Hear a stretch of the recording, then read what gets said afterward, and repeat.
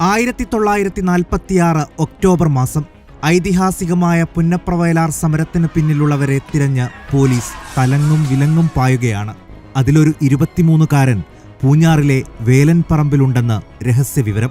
നാലുപാടും വളഞ്ഞ് പോലീസ് അയാളെ പിടികൂടി. നേരെ പാലാ ലോക്കപ്പിലേക്ക്. നടുവിനിട്ടൊരു ഊക്കൻ ചവിട്ടിയാണ് സ്വീകരണം.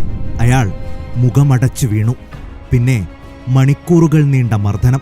കൈത്തരിപ്പ് മാറുവോളം പോലീസുകാരെല്ലാം മാറി മാറി തല്ലി.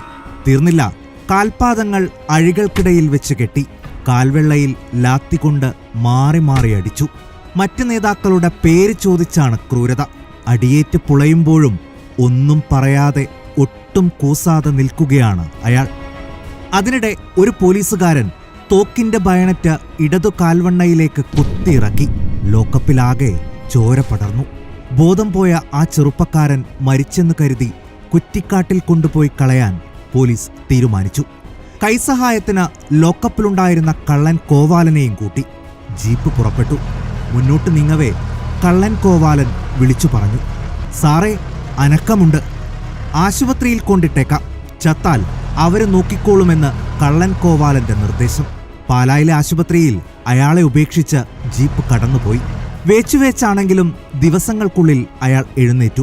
പാലായിലെ സർക്കാർ ആശുപത്രിയുടെ തറയിൽ നിന്നും ഇന്ത്യയുടെ രാഷ്ട്രീയ ചരിത്രത്തിലേക്കുയർത്തെഴുന്നേറ്റ ആ ഫീനിക്സ് പക്ഷിയുടെ പേരായിരുന്നു VS അച്യുതാനന്ദൻ.